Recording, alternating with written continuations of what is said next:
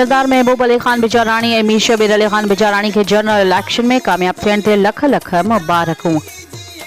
पारां सेठ वासुदेव लाल गिहाणी, सेठ गोपिंद कुमार गिहाणी, गोपाल कुमार गिहाणी, कश्मोर शिकारपुर तक इन 192, तंगवाणी तक PS 6 जो बाशऊर अवाम। शबीर अली खान चट्टी कोमल जो आशाद सरदार शबीर अली खान।